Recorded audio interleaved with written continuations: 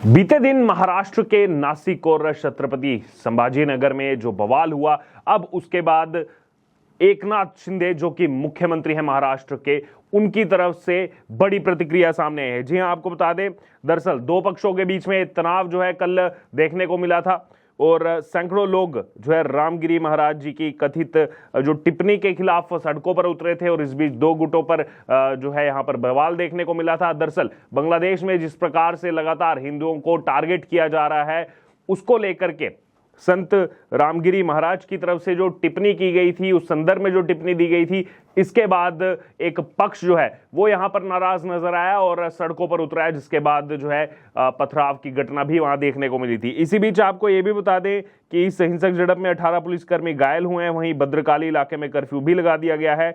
और एकनाथ शिंदे की अगर बात करें तो संभाजीनगर में रामगिरी महाराज के खिलाफ एफआईआर दर्ज होने के चंद घंटों बाद सीएम एकनाथ शिंदे ने नासिक में महाराज के साथ मंच साझा किया। देखिए, अपने में बहुत बड़ी बात है जिस प्रकार से एकनाथ शिंदे जो मुख्यमंत्री हैं महाराष्ट्र के, आने वाले समय में चुनाव भी है और यहां पर एफआईआर दर्ज की गई रामगिरी महाराज के खिलाफ। लेकिन कुछ घंटे बाद ही एकनाथ शिंदे नासिक पहुंचे, मंच भी साझा किया और केवल मंच साझा नहीं किया, महाराज के मठ में आयोजित कार्यक्रम को संबोधित भी किया एकनाथ शिंदे ने और कहा कि महाराष्ट्र में उनकी सरकार के रहते किसी भी धार्मिक नेता को कोई समस्या नहीं होगी। देखिए, बहुत बड़ी बात है, एक तरफ एफआईआर हुई और उसके बावजूद एकनाथ शिंदे जिस प्रकार से कह रहे हैं कि हम जो है खड़े हुए हैं यहां पर संत रामगिरी महाराज के साथ। एकनाथ शिंदे ने आगे कहा कि हमारी सरकार को ऐसे महान संतों का आशीर्वाद प्राप्त है।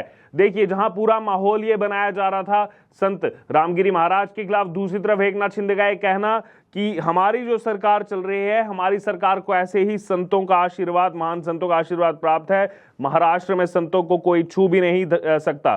दरअसल सीएम शिंदे रामगिरी महाराज द्वारा नासिक के सिन्नार में आयोजित अखंड हरिनाम सप्ताह कार्यक्रम में शामिल होने के लिए पहुंचे थे। अब आप देखिए, यहां पर इस समय कई चीजें चल रही है। महाराष्ट्र में चुनाव आने वाला है। चुनाव से पहले एक तरफ उद्धव ठाकरे जो कि एक फ्रैक्शन को लीड भी कर रहे हैं और पूर्व में मुख्यमंत्री रहे हैं, उन्हीं की सरकार को सत्ता से बेदखल करके एकनाथ शिंदे मुख्यमंत्री बने थे। उद्धव ठाकरे एक तरफ वक्फ बोर्ड के साथ इस समय खड़े हुए नजर आ रहे हैं। सीधे तौर पर उन्होंने कह दिया है कि देखिए, वक्फ बोर्ड को तो कोई छू भी नहीं सकता, जब तक मैं हूं, मैं किसी को वक्फ बोर्ड की संपत्ति को छूने नहीं दूंगा। तो वहीं दूसरी तरफ आप देखिए कि एकनाथ शिंदे वो उसी एजेंडे पर चलते हुए नजर आ रहे हैं जिस एजेंडे के लिए बाला साहब ठाकरे ने इस शिवसेना का निर्माण किया था। लेकिन जो देखा जा रहा है उससे यह प्रतीत हो रहा है कि उद्धव ठाकरे उस ट्रैक से अलग नजर आ रहे हैं। चाहे फिर वो पहली बार नहीं हुआ है, चाहे जैसे मैं बता रहा हूं कि पालघर की घटना हो, पालघर की घटना में किस तरीके से जो है साधुओं को भीड़ ने हमला करके वहीं पर मार दिया था, उस पर भी सवाल उठे थे और कुछ एक्शन, खासा एक्शन देखने को नहीं मिला था। उस समय सरकार जो है वो उद्धव ठाकरे ही चला रहे थे, मुख्यमंत्री थे। तो वहीं दूसरी तरफ यहां देखिए, केवल एक एफआईआर दर्ज हुई है और एकनाथ शिंदे जहां एफआईआर दर्ज हुई है जिन संत के खिलाफ, वहां पहुंच जाते हैं, उनके मठ में मंच साझा करते हैं और साझा करने के साथ साथ देखिए टिप्पणी देखिए जो की गई है यहां पर एकनाथ शिंदे की तरफ से कि इन महान संतों के आशीर्वाद से ही तो सरकार चल रही है हमारी, हम जो है यहां पर संतों को कोई छू भी नहीं सकता। तो एक तरफ उद्धव ठाकरे का कहना वक्फ बोर्ड को जो है हम किसी को छूने नहीं देंगे, दूसरी तरफ एकनाथ शिंदे का यह कहना कि हम महाराष्ट्र में संतों को कोई छू भी नहीं सकता। अपने में इसके कई ज्यादा मायने जो है यहां पर निकाले जा रहे हैं।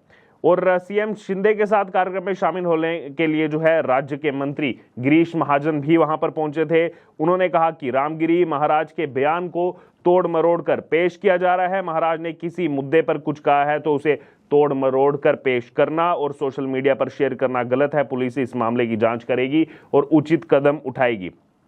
वहीं खुद के खिलाफ मामला दर्ज किए जाने और सड़कों पर सैकड़ों लोगों के विरोध प्रदर्शन करने के मामले पर टिप्पणी करते हुए रामगिरी महाराज ने कहा कि जब सरकार की ओर से मुझे नोटिस आएगा तब इस मामले पर जरूर मैं टिप्पणी करूंगा, ये उनकी तरफ से कहा गया है। उन्होंने कहा कि भाई दुकान बंद करो, तो उसको लेकर थोड़ा वाद विवाद हुआ है, तो उनको वहाँ पीटा गया, कुछ पथराव वहाँ पर हुआ है और फिर दोनों तरफ से कुछ लोग इकट्ठा हो गए, कुछ पथराव भी हो गया था। लेकिन समय पे पुलिस वहाँ पर पहुँच गई, पूरी स्थिति कंट्रोल में है। कोई ज़्यादा इससे मतलब प्रॉब्लम यहाँ पर मुझे नहीं लग रहा है।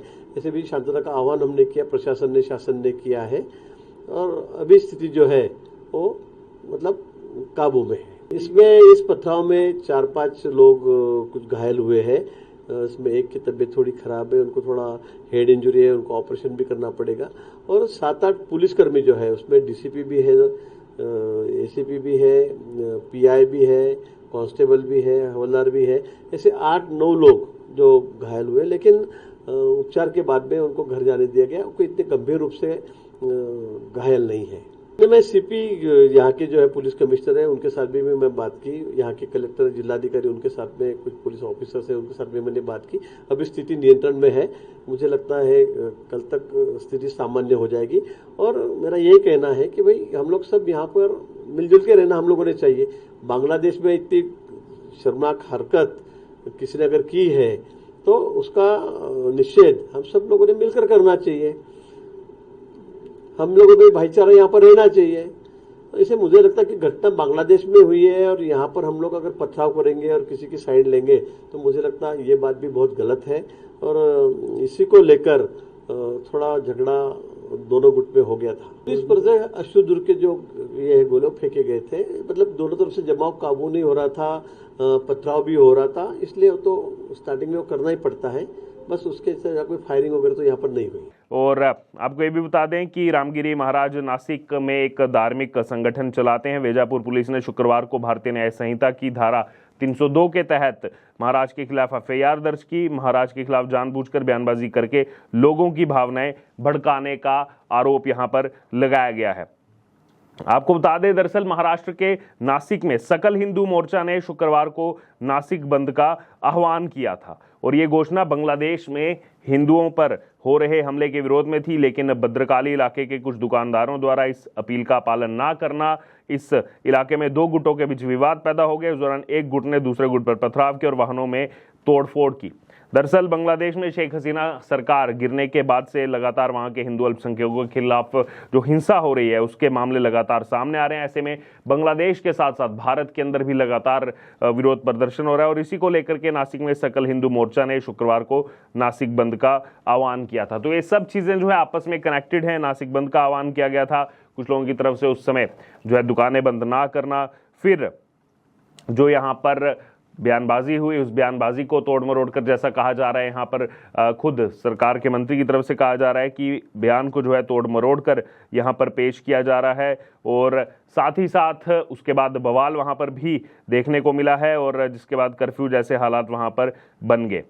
वहीं आपको ये भी बता दें कि 16 अगस्त 2024 को ये पूरे महाराष्ट्र बंद का आह्वान किया गया था और इसी समय जो नासिक में बंद का आह्वान दिया गया था, इसी दौरान जो है मुस्लिम समुदाय के कुछ लोगों ने अपनी दुकान बंद करने से इनकार कर दिया, जैसा कि ऑप इंडिया की तरफ से आर्टिकल शेयर किया गया, इसमें लिखा गया है।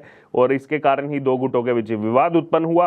भद्रकाली इलाका जो है वैसे ही सेंसिटिव इलाका कहा जाता है, उसमें विरोध में निकाली जा रही रैली पर कुछ कट्टरपंथियों ने पथराव कर दिया, ये ऑप इंडिया की तरफ से रिपोर्ट किया गया और जिससे हालात तनावपूर्ण हो गए। और इस घटना की जानकारी मिलते ही पुलिस मौके पर पहुंची और तनावपूर्ण स्थिति जो है उसको यहाँ पर कंट्रोल में किया गया।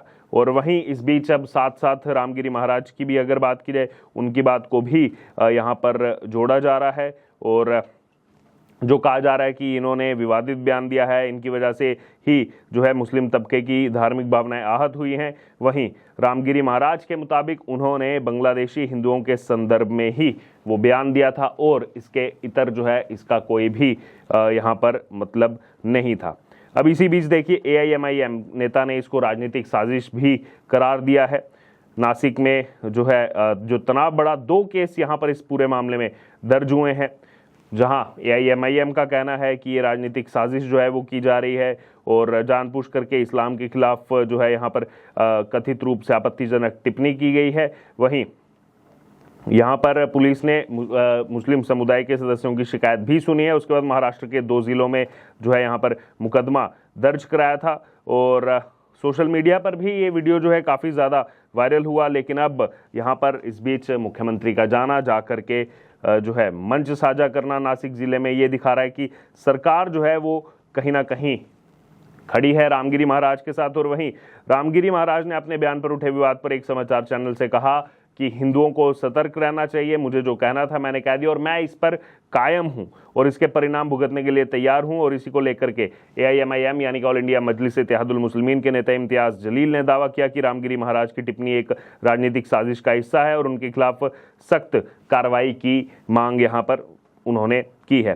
बहरहाल अब ये तमाम चीज़ें यहाँ पर चल रही हैं। इस बीच सरकार का उनके साथ खड़े होना खुद और AIMIM का विरोध करना, खैर वो तो पहले से ही पता था वो विरोध होगा। बहरहाल आपका क्या कहना है इस पूरे मामले पर, इस पूरी खबर पर आप जरूर हमारे से कमेंट बॉक्स में शेयर करें और बने रहें द न्यूज़ पर। धन्यवाद।